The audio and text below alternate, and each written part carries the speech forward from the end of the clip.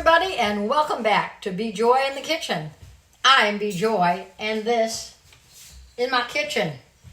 So today, well, let's just talk about what's coming up tomorrow night. Tomorrow night at sundown, Jews from all over the world are going to be celebrating Rosh Hashana, the year of 5785. So that's pretty exciting.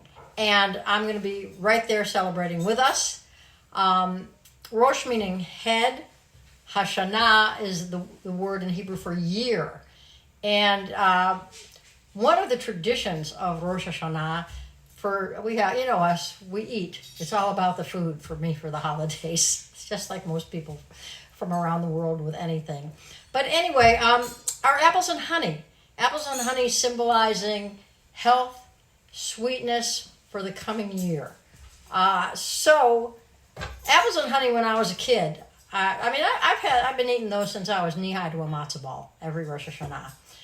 And I don't know, several, maybe even many years back, I struck on the realization that it is really messy. Have you ever cut up an apple and put it on your table and put honey all over it?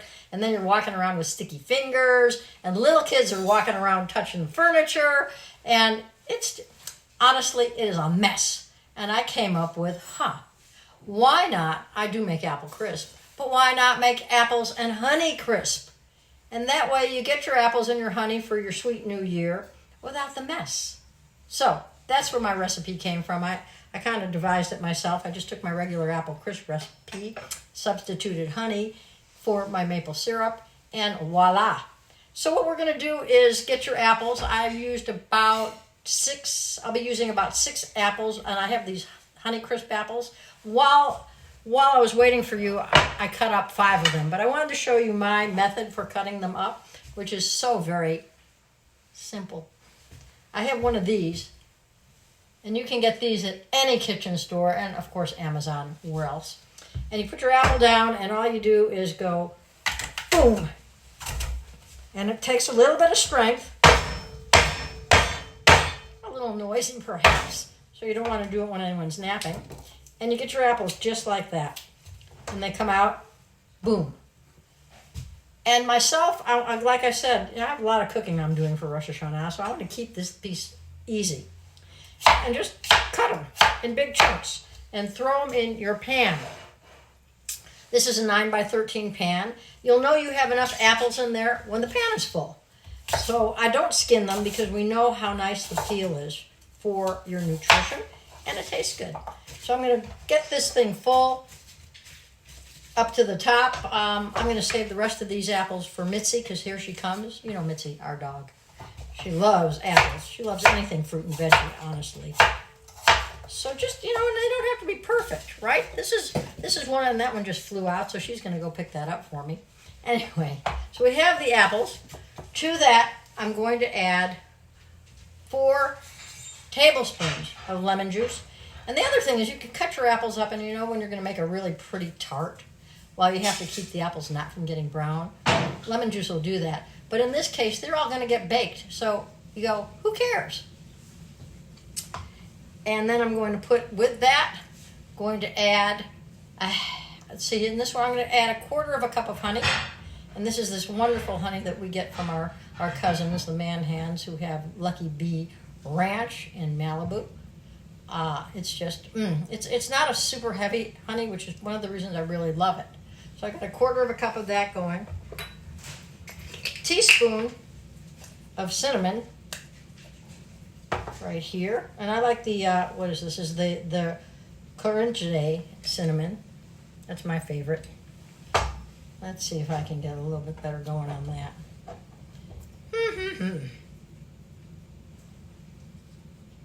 All right. You want to get your cinnamon in there, and then you can either use your hand, which is what I like to use, but I'm not going to because we're on camera, and mix up right here. So it's really, how much more simple can you get, right? Besides this, and then while I'm, wow, this is so nice. And if you like, you can also use coriander. You can use, I like cardamom sometimes in this, but because of the tradition of apples and honey, and cinnamon. I'm just going to leave it just like this. The other thing I like to throw in are some of my homemade raisins, or we can just call these dried dehydrated grapes. Put those in. Super easy. Stir it around. And so I happen to have a friend who has a nut allergy, but sometimes I will put in nuts, but in respect of her allergy, I'm just making it without the nuts today. It adds a little bit, but not really all that much to it. All right, so we got this all mixed up. And this becomes like a one-pot dish, right?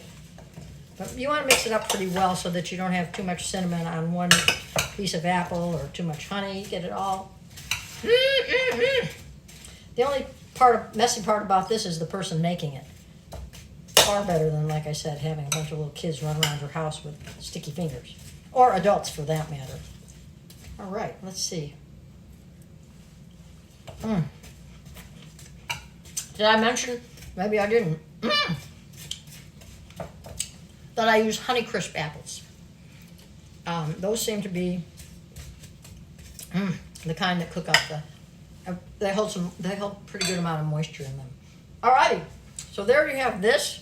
I'm going to go ahead and put my oven on to 400 degrees.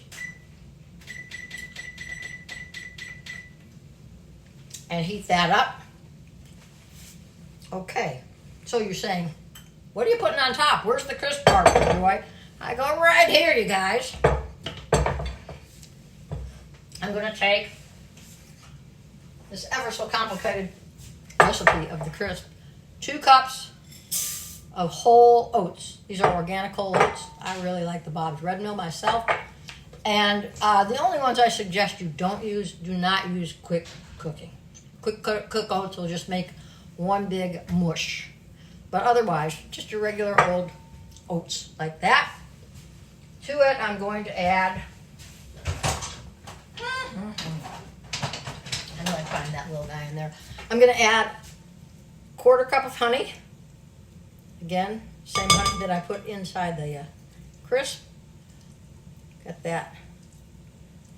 And y'all do know if your honey comes and it's really crystallized, all you need to do is heat it. There we are. 1/4 cup of, 1/4 cup of honey. And then 1/4 cup of Earth's Balance. Not Earth's Balance. This one happens to be from, anyways, it's a plant-based butter. For those of you who are not concerned about using butter, you can just put butter in, and I'm just going to mix it up. And it doesn't take all that long to mix it, honestly.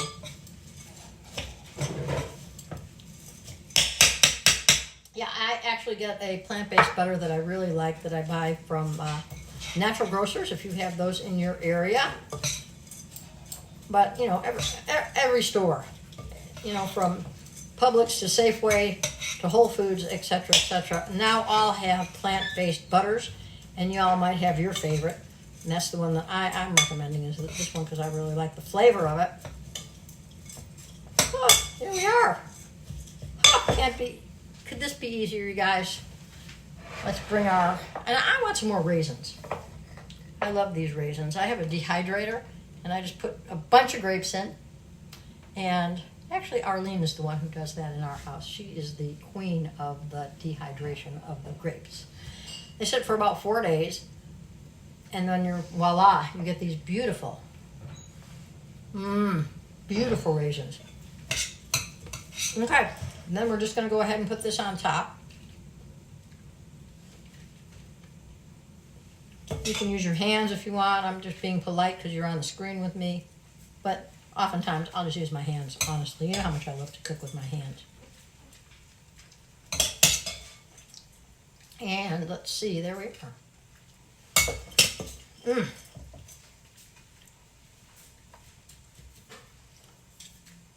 My clean hands, I should say. All right, and spread it pretty darn evenly over the top, just like this. You can see that I've got that. Oh, I can't wait for this. Good, I only have to wait till Thursday. You can make this ahead. I've also frozen it. it freezes really well as long as you wrap it up. I leave it in the pan when I freeze it, and sometimes I'll put it in a. The pan's the best place. All right, here we go. There we are, and voila! There is your apples and honey crisp. You're gonna put it in the oven for about 40 minutes at 400 degrees. And you'll see how it'll start to. I'm going to show you when it's done. You don't need to wait here for me for 40 minutes. I'll come back and show you. Of course, it'll look like it's no time because it's time-lapse photography and all of that. Anyway, we're going to put that away for 40 minutes, and I will come back at you in a few. All right. Hello, everybody. Well, that was a quick 40 minutes. In fact, I pulled this a little bit early because I saw how it was getting browned on top, and I tasted the apples underneath. Don't tell anybody. I pulled one out. Here's what it looks like. Beautiful, huh? I'd show you it. And there's some nice juice in there. Oof, I can see it. Yum. Normally, I'd have a taste or so, but it's for the company for Thursday night. So I'm going to leave it as it is. Hope you enjoyed learning about apples and honey, and apples and honey crisp, so you don't have to get sticky fingers all over the house. Anyway, wishing you joy in your own kitchen this coming week and in this coming year, 5785. And so think of starting the new year on Wednesday at sundown, and have a beautiful, sweet, happy, and healthy new year. I always say when we get to January to the new year, I go, oh, Happy New Year to my friends that are Jewish. Happy New Year for the second time this year. Anyway, try out the crisp and tell me what you think. Don't forget to follow me on Facebook, YouTube. Give me a couple thumbs up, all of that kind of thing. And enjoy the yum. Until next time. Shana Tova, which is Happy New Year.